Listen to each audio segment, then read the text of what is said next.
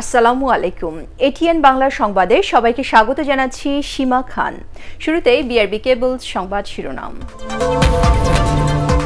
অবশেষে ভাসানচরে ১৫০০-এরও বেশি রোহিঙ্গা, নিরাপত্তা আর উন্নত ভবিষ্যতের স্বপ্ন শরণার্থীদের।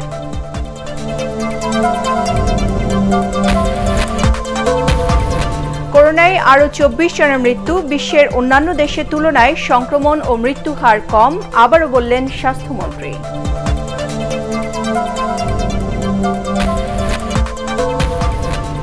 বাংলাদেশ সহ উন্নয়নশীল দেশগুলোতে সাশ্রয়ী দামে করোনার ভ্যাকসিন নিশ্চিতে আন্তর্জাতিক সম্প্রদায়ের প্রতি প্রধানমন্ত্রীর আহ্বান।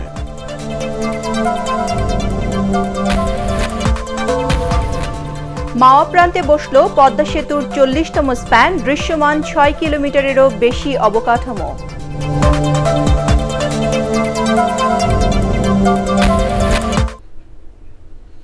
শুনছিলেন বিআরবি কেবল সংবাদ শিরোনাম। এবারে বিস্তারিত সংবাদ।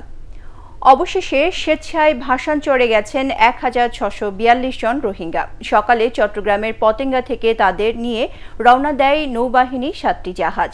ভাসানচরে পৌঁছে শরণার্থীরা জানান, নিরাপত্তা আর উন্নত ভবিষ্যতের স্বপ্ন নিয়ে তারা গেছেন সেখানে। জাহিদুল আলমের রিপোর্ট। শুক্রবার দুপুরে নোয়াখালীর হাতিয়ার ভাসানচরে পৌঁছায় রোহিঙ্গারা। তাদের একত্রিত করা হয় একটি ওয়্যারহাউসে। এ সময় বিশেষ মোনাজাত করেন তারা। পরে রোহিঙ্গা পরিবারগুলোকে বুঝিয়ে দেয়া হয় তাদের বসবাসের ঘর। তুলনামূলক পরিচ্ছন্ন পরিবেশ দেখে খুশি তারা। এর আগে বৃহস্পতিবার কক্সবাজারের বালুখালী ক্যাম্প থেকে রোহিঙ্গাদের চট্টগ্রামে নেওয়া হয়। রাতে তাদের রাখা হয় নৌবাহিনীর রেডি রেসপন্স বাথ জেটি এবং বিএএফ শাহিন কলেজ মাঠের অস্থায়ী ট্রানজিট ক্যাম্পে। সেখান থেকে সকালে তাদের নেওয়া হয় পতেঙ্গায়। সরকারে লেখাপড়া করাইব, ফোনা পড়াইব, শিক্ষা হইব, আর মন চাইলে খেতে বলা গরু তারিখম গরু চলার তারিখম শান্তি করি চালাইব, নিরাপত্তা দিয়ে শান্তি লাজার করে আর এটা নির্যাতন হয় শান্তি লাভ দেয় আর শান্তি চাই এটা জার করি বর্মান ন আর এটা যাই মেয়েটা সুখে থাকিলে বর্মান ন যাই মেয়েটা সুখে না তাহলে বর্মা যাইবি। ভাসানচরে রোহিঙ্গাদের জন্য মজুত করা হয়েছে প্রায় ৬৬ টন খাদ্য সামগ্রী। এছাড়া প্রতিটি পরিবার পাচ্ছে ৪ সদস্য থাকার উপযোগী একটি করে ঘর। যাদের পরিবারের সদস্য সংখ্যা বেশি তারা অতিরিক্ত আরও একটি ঘর পাবেন। কক্সবাজারের রোহিঙ্গা শিবির থেকে ১ লাখ শরণার্থী স্থানান্তরের অংশ হিসেবে শুক্রবার প্রথম দফায় ভাসানচরে নেওয়া হলো ১৬৪২ জন রোহিঙ্গাকে। জাহিদুল আলম, এটিএন বাংলা। রোহিঙ্গাদের জন্য দেশের অর্থনৈতিক, সামাজিক, পর্যটন ও পরিবেশের ব্যাপক ক্ষতি হচ্ছে বলে মন্তব্য করেছেন আওয়ামী লীগ সাধারণ সম্পাদক ওবায়দুল কাদের। তিনি বলেন, এজন্যই সরকার তাদের ভাসানচরে স্থানান্তর করার প্রক্রিয়া শুরু করেছে। এ নিয়ে আন্তর্জাতিক সম্প্রদায়ের কারো কারো নেতিবাচক বিবৃতি দুঃখজনক বলেও মন্তব্য করেন তিনি। আওয়ামী লীগ সভাপতি ধানমন্ডি কার্যালয়ে দলের ত্রাণ ও সমাজ কল্যাণ উপকমিটির মাস্ক বিতরণ অনুষ্ঠানে ভার্চুয়ালি যুক্ত হয়ে ওবায়দুল কাদের এসব কথা বলেন।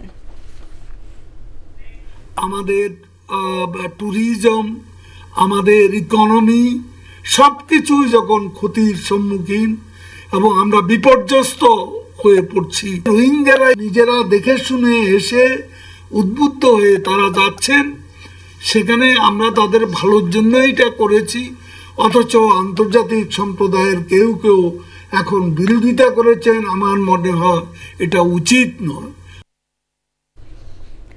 ভাসানচর শুধু আশ্রয়ণ প্রকল্প নয়, এটিকে গড়ে তোলা সম্ভব পর্যটন কেন্দ্র হিসেবে। সমুদ্রের বুকে জেগে ওঠা এই চরে রয়েছে প্রাকৃতিক বন। চারপাশে সাগর ঘেরা এই দ্বীপ যেন সৌন্দর্যের আধার। রিপোর্ট করছেন তামিম মাহমুদ। দূর থেকে যে দ্বীপটি দেখা যাচ্ছে সেটি ভাসানচর। নয়নাভিরাম এই দ্বীপেই আশ্রয়ণ প্রকল্প করা হয়েছে বাস্তুচ্যুত রোহিঙ্গাদের জন্য। তবে এই দ্বীপের সৌন্দর্য দেখেও চোখ জুড়িয়ে যায়। দ্বীপের তীরে বসে বিশাল সাগরের ঢেউ যেমন উপভোগ করা যায়, তেমনি দেখা যায় সূর্যোদয় বা সূর্যাস্ত। আছে নানা প্রজাতির পাখি, যা মুগ্ধ করেছে সবাইকে। এখানে প্রকৃতির অসাধারণ কিছু বিষয় রয়েছে। একপাশে সমুদ্র, সবুজ, নিরাপত্তা, মানে একটা চমৎকার জায়গা। শান্ত, নীরব, মানুষ প্রকৃতির কাছে যাওয়ার জন্য যা চায় তার সবকিছুই ভাসানচরে আছে। কক্সবাজার, সেন্ট মার্টিন কিংবা সাগর এলাকা মানেই পর্যটন। এখানেও তাই সাগরের কূল ঘেঁষে পর্যটন গড়ে তোলার সুযোগ রয়েছে এবং তা প্রয়োজনীয়। এই বিপুল সংখ্যক রোহিঙ্গা তো আছেই, তাদের সেবা দিতে এই দ্বীপে আগমন ঘটবে দেশি বিদেশি অনেকেরই। তাদের মানসিক প্রশান্তি দিতে পারে এই দ্বীপের সৌন্দর্য। যদি আমরা চাই এগ্রো প্রজেক্টে যাব, এগ্রো প্রজেক্ট এখানে আছে। যদি চাই আমরা একটু বন থেকে ঘুরে আসব, বনও এখানে আছে। যদি চাই আমরা একটু বিচের পাড়ে যাব, বিচটাও এখানে আছে। ঘোরার জন্য একটা ভালো দ্বীপও হতে পারে ভবিষ্যতের জন্য। এখানে সরকার ইচ্ছা করলে ট্যুরিজম প্লেস তৈরি করতে পারেন। ভাষাঞ্চরে পরিকল্পিত পর্যটন অবকাঠামো গড়ে তুলতে এরই মধ্যে প্রস্তাবনাও পাঠিয়েছে প্রকল্প সংশ্লিষ্টরা। যেভাবে ল্যান্ড আপনার বাড়ছে এই দক্ষিণ দিকে, এই ল্যান্ড যদি চলমান থাকে এবং বাংলাদেশ সরকারের যে আপনার ডেল্টা প্ল্যান আছে, এই ডেল্টা প্ল্যানে দেখবেন যে এক সময় অনেক বিনিয়োগকারী এখানে আসবেন, পর্যটন খাতটা অনেক রিচ হবে। একটা ইকো ট্যুরিজমের একটা প্রস্তাবনা আমরা সংশ্লিষ্ট মন্ত্রণালয়ে দিয়েছি, এটা স্টিল পেন্ডিং।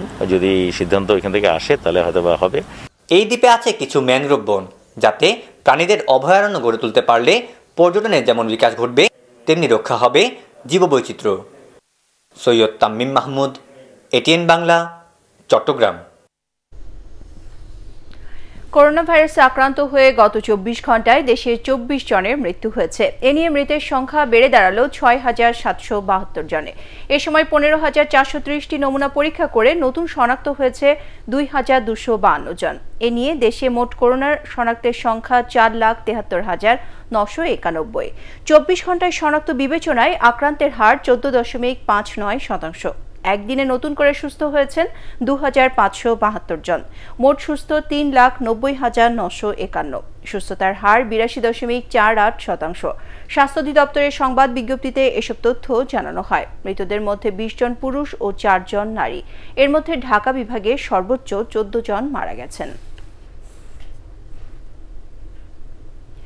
শীতে করোনায় আক্রান্ত মৃত্যুর হার বাড়লেও বিশ্বের অন্যান্য দেশের তুলনায় বাংলাদেশের সংক্রমণের হার ও মৃত্যু হার কম বলে মন্তব্য করেছেন স্বাস্থ্যমন্ত্রী জাহিদ মালেক স্বপন। মানিকগঞ্জে কাঁচা ও পাকা মালের আড়তের উদ্বোধনকালে তিনি এ মন্তব্য করেন। করোনার সংক্রমণ থেকে বাঁচতে সবাইকে মাস্ক ব্যবহারের তাগিদ দেন স্বাস্থ্যমন্ত্রী।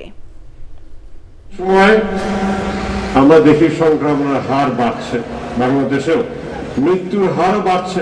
ভালো থাকতে হলে পরে আমাদের সকলের প্রয়োজন, আপনাদের প্রয়োজন। আপনারা নিজেদেরকে ভালো রাখবেন, বেপরোয়া হলে চলবে না। আগে জীবন রক্ষা করতে হবে এবং তার একমাত্র হাতিয়ার হলো এই যেটা আপনারা পরে আছেন, মাস্ক। বাংলাদেশ সহ উন্নয়নশীল দেশগুলো যেন সাশ্রয়ী দামে করোনা ভাইরাসের ভ্যাকসিন পায়, আন্তর্জাতিক সম্প্রদায়কে তা নিশ্চিত করার আহ্বান জানিয়েছেন প্রধানমন্ত্রী শেখ হাসিনা। কোভিড-19 নিয়ে জাতিসংঘের বিশেষ অধিবেশনে তিনি এ আহ্বান জানান। প্রধানমন্ত্রী বলেন, প্রযুক্তি হস্তান্তর করা হলে বাংলাদেশ করোনার ভ্যাকসিন তৈরি করতে প্রস্তুত রয়েছে, যা দ্রুত মহামারী মোকাবেলায় সহায়তা করবে। প্রধানমন্ত্রী জানান, করোনা মোকাবেলায় বিশ্বের যে কোনো দেশের সাথে কাজ করতে প্রস্তুত রয়েছে Bangladesh. We need to ensure universal, equitable, timely and affordable access to quality vaccines. Developed countries should commit to technology transfer for the local manufacturing of vaccines in developing countries using IP rights waiver under TRIPS agreement. Bangladesh has the capacity and is ready to produce vaccines if opportunity given. নির্দেশনার পরও অনেক ক্ষেত্রেই কার্যকর হচ্ছে না no mask no service পদ্ধতি। এমনকি কোথাও কোথাও সরকারি দপ্তরেও টাঙানো নেই সচেতনতামূলক ব্যানার। বিশেষজ্ঞরা বলছেন, জনগণকে সম্পৃক্ত করা না গেলে সরকারি উদ্যোগ খুব একটা কাজে আসবে না। হাবিবুর রহমান অভির রিপোর্ট। শীতে করোনা সংক্রমণ বাড়তে পারে এমন আশঙ্কায় শুরু থেকে সরকার গুরুত্ব দিয়েছে বাধ্যতামূলক স্বাস্থ্যবিধি মানার উপর। মাস্ক পরা ছাড়া সেবা না দেওয়ার নির্দেশনা দেওয়া হয় সব দপ্তরগুলোকে। কিন্তু বাস্তব চিত্রটা ভিন্ন। সরকারি কিছু দপ্তরের সামনেও টাঙানো হয়নি no mask no service banner. Dhaka medical college হাসপাতাল সহ অন্যান্য হাসপাতালেও নেই সচেতনতামূলক পোস্টার। এমনকি হাসপাতালের ভেতরেও মানা হচ্ছে না কোনো রকম স্বাস্থ্যবিধি। শৈথিল্য দুই দিক থেকে, জনগণের মধ্যে শিথিলতা আছে, তারা মাস্ক পরছে না নিজেদের মধ্যে অনেকেই, তাদেরকে মানানোর জন্যই রাষ্ট্র, এবং রাষ্ট্র কোনো শৈথিল্য প্রদর্শন এখানে করতে পারে না। আমাদেরকে করোনাকে নিয়ন্ত্রণ করতে, we can't live with corona. Corona নিয়ে আমরা বছরের পর বছর থাকতে পারি না, এতে আমাদের অর্থনৈতিক ক্ষতি ছাড়াও জীবনহানি ঘটতেই থাকবে। বিশেষজ্ঞরা বলছেন প্রশাসনের শক্ত অভিযানের পাশাপাশি এখন প্রয়োজন জনগণকেও সরকারের স্বাস্থ্যবিধি বিষয়ক কর্মসূচির আওতায় আনা।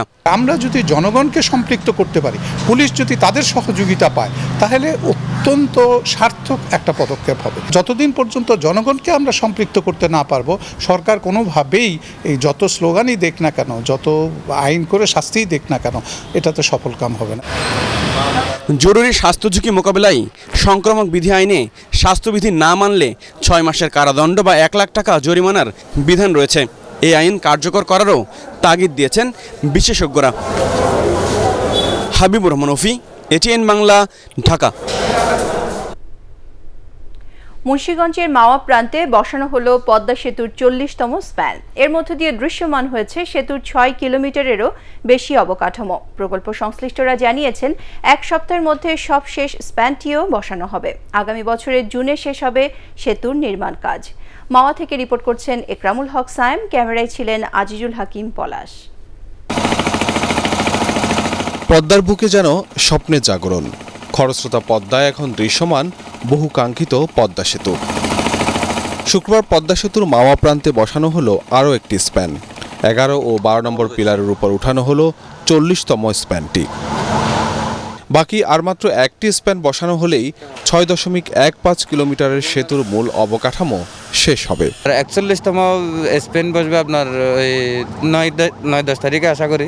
তো মনে করেন 12 নম্বর পিলার থেকে 13 নম্বর পিলারের বিশ্বাস, এরপরে মনে করেন আর রেল লাইনের কাজ আছে কিছু, তারপরে উপরে রাস্তার কাজ আছে। পদ্মা সেতুর নির্মাণ কাজ শুরু হয় 2014 সালে। 2017 সাল থেকে শুরু হয় স্প্যান বসানোর কাজ। পাশাপাশি চলছে সড়ক ও রেলপথ তৈরির জন্য স্ল্যাব বসানোর কাজও, যার অনেকখানি এরই মধ্যে শেষ হয়েছে। উপরের স্ল্যাব বসানো 13 থেকে 42তম পিলারের মধ্যে 80% ও রেলওয়ে স্ল্যাব বসানো 75% কমপ্লিট। দক্ষিণ পশ্চিম অঞ্চলে 21টি জেলা সাথে ঢাকার যে যোগাযোগ, আমরা আগে যে ভোগান্তি ছিল, অনেকটা কাঠঘরে আমরা ঢাকাতে আসতে হতো, সেটা এই সেতু চালু হলে অনেকটা লাঘব হবে। প্রকল্প সংশ্লিষ্টরা বলছেন করোনার মধ্যে কিছুটা ধীরে হলেও বর্তমানে দ্রুত চলছে সেতুর নির্মাণ কাজ। তাদের আশা আগামী বছর নির্ধারিত সময়ে চালু হবে পদ্মা সেতু। একসময় কেবল স্বপ্ন হলেও এখন সেই স্বপ্নের সেতু বাস্তবায়নের মাধ্যমে এই খরস্রোতা পদ্মার বুকে স্থাপিত হচ্ছে দেশের উন্নয়ন অগ্রগতির অনন্য এক দৃষ্টান্ত। আর মাত্র একটি স্প্যান বসানোর মাধ্যমে সেতুর মূল অবকাঠামো শেষ করে এই ডিসেম্বর মাসেই পদ্মা জয় করতে চায় বাংলাদেশ। ইকরামুল হক সায়েম, এটিএন বাংলা, মাওয়া, মুন্সিগঞ্জ। কৃষিখাতে প্রণোদনা প্যাকেজের পর্যাপ্ত অর্থ ছাড় না পাওয়ায় চাপ বেড়েছে ডিসেম্বর মাসে। ব্যাংকগুলোকে এই সময়ে ঋণ দিতে হবে 5,000 কোটি টাকা, অথচ গত 8 মাসে কৃষিতে মাত্র 2,565 টাকার ঋণ বিতরণ করা হয়েছে। আর সুবিধা পেয়েছেন প্রায় 1,07,000 কৃষক। বাংলাদেশ ব্যাংক জানিয়েছে নির্ধারিত সময়ে ঋণ বিতরণে ব্যর্থ ব্যাংকের বিরুদ্ধে ব্যবস্থা নেওয়া হবে। শারফুল আলমের রিপোর্ট। ব্যবসা বাণিজ্যের পাশাপাশি করোনায় ক্ষতিগ্রস্ত হয়েছে দেশের কৃষিখাত। প্রয়োজনীয় অবকাঠামোর অভাবে সময়মতো চাষাবাদ করতে পারেননি অনেকেই। কয়েক দফা বন্যায় ক্ষতি হয়েছে ফসলেরও। করোনাকালীন পরিস্থিতি বিবেচনায় কৃষিকে গুরুত্ব দিচ্ছে সরকার। উৎপাদনের চাকা সচল রাখতে প্রান্তিক পর্যায়ে কৃষি অর্থনীতি ও কৃষককে সহায়তা দিতে 4.5 সুদে 5,000 কোটি টাকার প্রণোদনা প্যাকেজ ঘোষণা করা হয়। 12,000 কোটি টাকার পাশাপাশি আমাদের বিতরণ হয়ে গেছে। এইটা হয়তো নিয়ার অ্যাবাউট 50% হয়েছে, কিন্তু আপনাদের বুঝতে হবে যে কৃষি ঋণের কিন্তু একটা মৌসুম আছে, মৌসুম ভিত্তিক একটা কাজ হয়। কৃষি ঋণের ব্যাপারে আপনি জানেন সবগুলো ব্যাংকে কিন্তু টার্গেট দেওয়া আছে। ওই টার্গেট যদি তারা ফুলফিল করতে না হয় তাহলে কিন্তু তাদের ওইখানে কিন্তু একটা পেনাল্টি হয়ে যায়। এই সপ্তাহে সপ্তাহে কিন্তু আমরা এটা কিন্তু সার্ভে করছি, তাদের এই স্টেটমেন্ট আমরা যাচাই বাছাই করছি। বাংলাদেশ ব্যাংকের তথ্য অনুযায়ী নভেম্বর পর্যন্ত প্রণোদনা প্যাকেজে কৃষি ঋণের আওতায় 1,07,796 জন কৃষককে 2,565 কোটি 54 লাখ টাকা বিতরণ করা হয়েছে। অবশিষ্ট ঋণ বিতরণ করতে হবে চলতি মাসের মধ্যেই। এটা খুবই দুঃখজনক এবং এখানে আমি মনে করি যে যারা এই ঋণটা বিতরণ করছে তাদের আন্তরিকতার অভাব আছে, তাদের উদ্যোগের অভাব আছে। যে টাকাটা প্রণোদনা হিসেবে ঘোষণা করা হয়েছে তারা প্রকৃত ক্লায়েন্ট যারা আছে তাদের কাছে এই ঋণটা পৌঁছে দেয়। এখন যদি বাংলাদেশ ব্যাংক শক্ত অবস্থানে না যায় তাহলে এই অল্প সময়ের মাঝে বাকি 50% ঋণ ডিসবার্স করা এটা খুবই অসুবিধা, খুবই অসম্ভব বলে মনে হয়। কৃষি খাতে প্রণোদনা ঋণ বিতরণে সরকার ব্যাংকগুলোকে যে বিশেষ সুবিধা দিচ্ছে তা বাস্তবায়নে ব্যাংকগুলোকে আরও বেশি আন্তরিক হওয়ার তাগিদ দিয়েছেন বিশ্লেষকরা। শরফুল আলম, এটিএন বাংলা, ঢাকা। বায়তুল মোকাররম জাতীয় মসজিদ এলাকায় অনুমতি ছাড়া বিক্ষোভ মিছিল করায় লাঠিচার্জ করেছে পুলিশ। জুম্মার নামাজ শেষে কিছু মুসল্লি বঙ্গবন্ধু ভাস্কর্য বিরোধী স্লোগান দেন। এক পর্যায়ে তারা বায়তুল মোকাররমের উত্তর গেটে পুলিশের ব্যারিকেড ভেঙে মিছিল বের করেন। মিছিলটি পল্টন মোড়ের দিকে এগুলে পুলিশ লাঠিচার্জ করে ছত্রভঙ্গ করে দেয়। এ ঘটনায় কাউকে আটক করা হয়নি। আন্দোলনকারীদের দলীয় পরিচয় জানা যায়নি বলেও জানিয়েছে আইন শৃঙ্খলা রক্ষাকারী বাহিনী। হয়ে ওখানে পুলিশের ব্যারিকেড ছিল, সেটা ভেঙে তারা শাহবাগ সহ বিভিন্ন দিকে যাওয়ার চেষ্টা করে। পরবর্তীতে এখানে আইনশৃঙ্খলা পরিস্থিতি উদ্ভব বলে আমরা তাদেরকে ছত্রভঙ্গ করে দিই। এই মুহূর্তে বলা সম্ভব হচ্ছে না এরা কারা ছিল।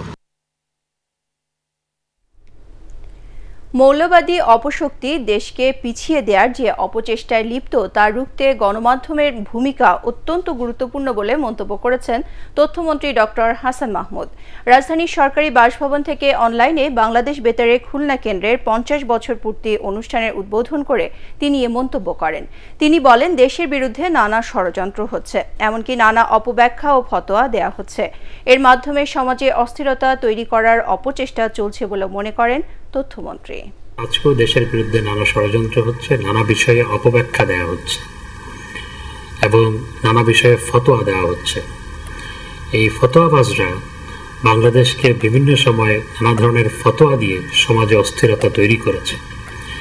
এই প্রেক্ষাপটে আমি মনে করি গণমাধ্যম এবং বেতারের ভূমিকা অত্যন্ত গুরুত্বপূর্ণ।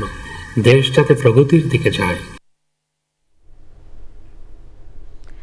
দুর্নীতি, নৈরাজ্য ও দ্রব্যমূল্যের ঊর্ধ্বগতি সহ অন্যান্য সমস্যা থেকে মানুষের দৃষ্টি সরাতে সরকার ভাস্কর্য নিয়ে বিতর্ক সৃষ্টি করেছে বলে মন্তব্য করেছেন গণস্বাস্থ্য কেন্দ্রের প্রতিষ্ঠাতা ডাক্তার জাফরুল্লাহ চৌধুরী। স্বাস্থ্য খাতের দুর্নীতি ও ওষুধের লাগামহীন মূল্যবৃদ্ধির প্রতিবাদে জাতীয় প্রেস ক্লাবের সামনে মানববন্ধনে তিনি এ মন্তব্য করেন। আলেম সমাজকে সরকারের উস্কানিতে কান না দিয়ে দ্রব্যমূল্য নিয়ে আন্দোলনে নামার আহ্বান জানান জাফরুল্লাহ চৌধুরী।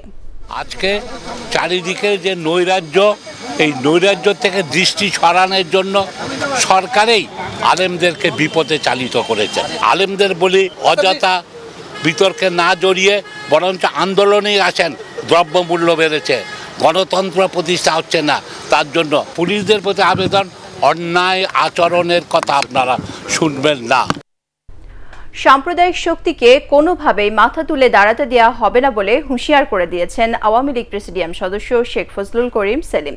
সাম্প্রদায়িক শক্তিকে কঠোরভাবে দমন করার কথাও বলেন তিনি। যুবলীগের প্রতিষ্ঠাতা চেয়ারম্যান শেখ ফজলুল হক মনির জন্মদিন উপলক্ষে রাজধানী বঙ্গবন্ধু এভিনিউয়ে আলোচনা সভায় তিনি এসব কথা বলেন। এ সময় যুবলীগ নেতাকর্মীদের শেখ মনির জীবন থেকে শিক্ষা নেয়ার আহ্বান জানান আওয়ামী লীগের উপদেষ্টা পরিষদের সদস্য তোফায়েল আহমেদ।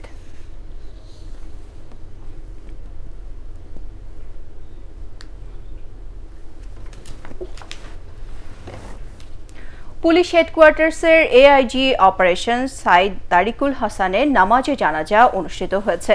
রাজধানীর রাজারবাগ পুলিশ লাইন্সে জানাজা শেষে তার প্রতি শ্রদ্ধা জানান পুলিশের মহাপরিদর্শক ডক্টর বেনজির আহমেদ। বৃহস্পতিবার বিকেলে এআইজি সাইদ বান্দরবানে সরকারি দায়িত্ব পালনকালে হঠাৎ বুকে তীব্র ব্যথা অনুভব করেন। সে সময় তাকে তাৎক্ষণিক হেলিকপ্টারে চট্টগ্রাম সম্মিলিত সামরিক হাসপাতালে স্থানান্তর করা হয়। সেখানে কর্তব্যরত চিকিৎসক তাকে মৃত ঘোষণা করেন। তিনি 1975 সালে 27 নভেম্বর দিনাজপুর সদর উপজেলার মুদিপাড়া গ্রামে জন্মগ্রহণ করেন। সাইদ তারিকুল হাসান 20তম বিসিএসে সহকারী পুলিশ সুপার হিসেবে যোগ দেন। এবারে আল আরাফা ইসলামী ব্যাংক অর্থ সংবাদ।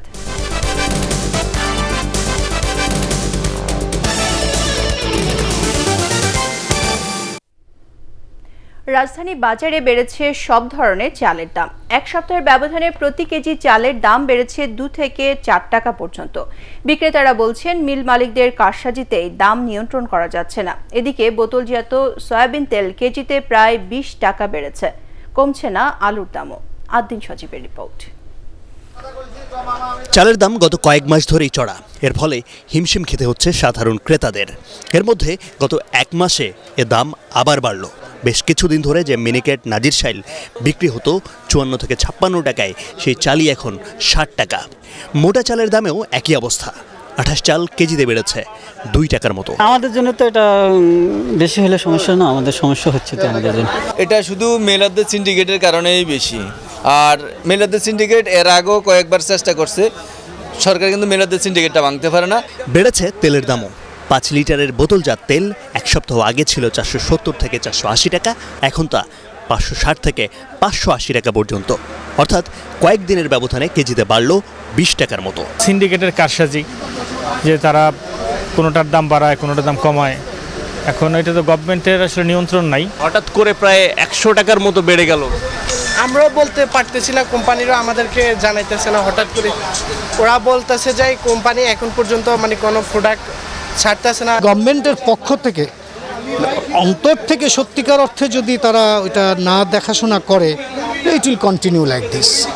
নতুন আলু বাজারে আসার পরেও নিয়ন্ত্রণে আসছে না আলুর দাম। এখনও খুচরা মার্কেটে পুরান আলু বিক্রি হচ্ছে 40 টাকারও বেশি, কোথাও কোথাও 45 টাকা পর্যন্ত। অথচ পাইকারি ব্যবসায়ীদের দাবি এখন পুরান আলুর চাহিদা কম, তাই পাইকারিতে 32-33 টাকা। বাংলাদেশের পরিস্থিতি অনুসারে আরও দাম কমা উচিত ছিল। আমাদের জন্য এই পরিস্থিতিতে আসলে আমরা কেনাকাটা করতে অনেক হিমশিম খেয়ে যাচ্ছি আমরা মাসে। পুরান আলুর দামও কমেনি? না না না, কমেনি। এটি যারা কইবে গেল মিথ্যা কথা কয়। কতদিন ধরে এটা আমি তো শুরু থেকে দেখতেছি। পুরান বিক্রি 30-32 না, কিন্তু ওরা বলতেছে পুরান আলু এখনো নাকি কিনতেছে 38 টাকা করে, এবং এটা আরো অনেক আগে থেকেই কিনতেছে। না না, এটা ফাল কথা। তবে কমেছে পেঁয়াজের দাম, সবজির দামে তেমন একটা ওঠানামা নেই। আদ্দিন সজীব, এটিএন বাংলা, ঢাকা। এবারে মিল্ক ভিটা আন্তর্জাতিক সংবাদ।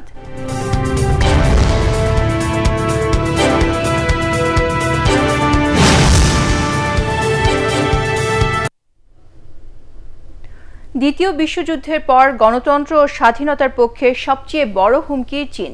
ওয়াল স্ট্রিট জার্নালে এক নিবন্ধে এই মন্তব্য করেছেন যুক্তরাষ্ট্রের জাতীয় গোয়েন্দা প্রধান জন র্যাডক্লিফ। তিনি জানান, গোপন তথ্য চুরির মাধ্যমে শক্তিধর হয়ে উঠছে চীন। যুক্তরাষ্ট্রের সাথে বেইজিং দ্বন্দ্বে জড়ানোর প্রস্তুতি নিচ্ছে বলেও অভিযোগ করেন জন র্যাডক্লিফ। তিনি বলেন, অর্থনৈতিক, সামরিক ও প্রযুক্তিগতভাবে বিশ্বকে নিয়ন্ত্রণ করতে চায় চীন। যুক্তরাষ্ট্রের ন্যাশনাল ইন্টেলিজেন্স পরিচালক র্যাডক্লিফের মন্তব্যের জবাবে এখন পর্যন্ত কোনো প্রতিক্রিয়া জানায়নি বেইজিং।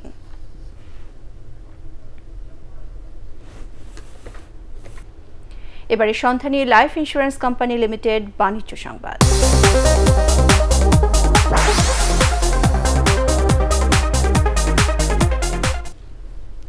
স্বাস্থ্যবিধি মেনে ফেনীতে উদ্বোধন করা হলো ইউনিয়ন ব্যাংক লিমিটেডের ফাজিলপুর উপশাখা।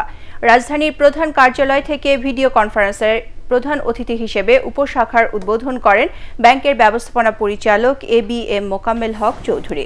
ব্যাংকের উপব্যবস্থাপনা পরিচালক হাসান ইকবাল, মোহাম্মদ নজরুল ইসলাম, ফাজিলপুর ইউনিয়ন পরিষদের চেয়ারম্যান মুজিবুল হক রিপন, ফাজিলপুর বাজার কমিটির সাধারণ সম্পাদক সাইফুল ইসলাম এ সময় অন্যান্যের মধ্যে উপস্থিত ছিলেন। পরে ব্যাংকের সার্বিক সাফল্য কামনায় দোয়া মাহফিলের আয়োজন করা হয়।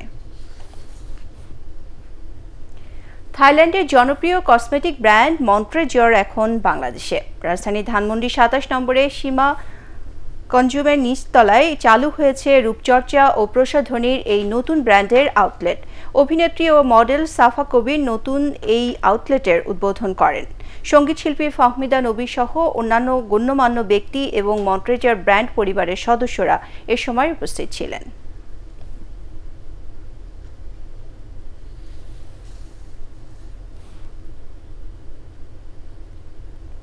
এবারে পার্টেক্স খেলার খবর।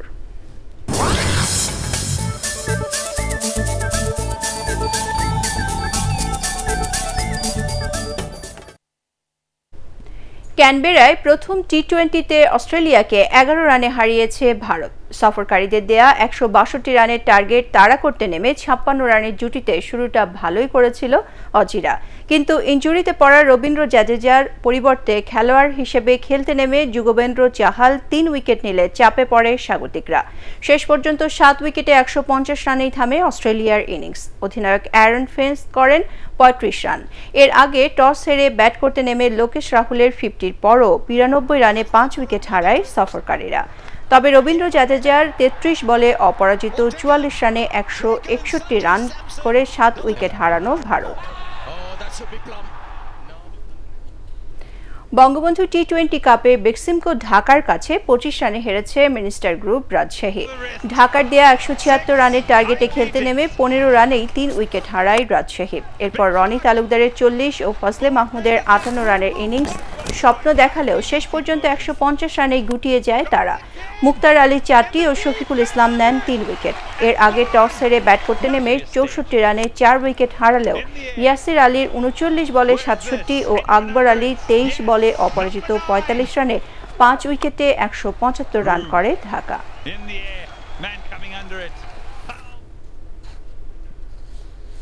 ফরচুন বরিশালকে 48 রানে হারিয়ে বঙ্গবন্ধু টি-20 কাপে টানা দ্বিতীয় জয় পেয়েছে জেমকন খুলনা। খুলনার দেয়া 174 রানের কঠিন টার্গেটে খেলতে নেমে তামিম ইকবাল ও পারভেজ হোসেনের 57 রানের উদ্বোধনী জুটিতে শুরুটা ভালোই করেছিল বরিশাল। 32 রানে তামিমের বিদায়ের পর তৌহিদ হৃদয়ে 33 রানের লড়াই টিকে ছিল তারা, কিন্তু শেষ 4 রান যোগ করতে 6 উইকেট হারালে 125 রানে গুটিয়ে যায় বরিশাল। এর আগে টস হেরে ব্যাট করতে নেমে 6 উইকেটে 173 রান তোলে খুলনা। জাকির হোসেন 63 ও ইমরুল কায়েস করেন 37 রান। সংবাদ শেষ করার আগে বিআরবি কেবল শিরোনামগুলো আরও একবার। অবশেষে ভাসানচরে 1,500-এরও বেশি রোহিঙ্গা, নিরাপত্তা আর উন্নত ভবিষ্যতের স্বপ্ন শরণার্থীদের।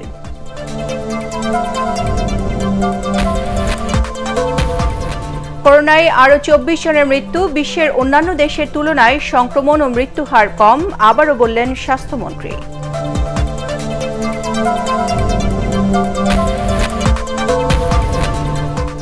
বাংলাদেশ সহ উন্নয়নশীল দেশগুলোতে সাশ্রয়ী দামে করোনার ভ্যাকসিন নিশ্চিতে আন্তর্জাতিক সম্প্রদায়ের প্রতি প্রধানমন্ত্রীর আহ্বান।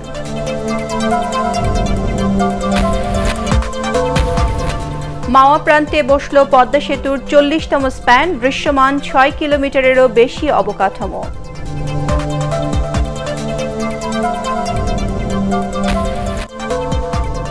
পরবর্তী সংবাদ দেখার আমন্ত্রণ জানিয়ে এখনকার মতো শেষ করছি। করোনা ভাইরাস থেকে নিজেকে সুরক্ষিত রাখতে মাস্ক পরুন, বারবার হাত পরিষ্কার করুন। এটিএন বাংলা সংবাদ ইউটিউবে দেখতে ব্রাউজ করুন youtube/ATN বাংলা নিউজ।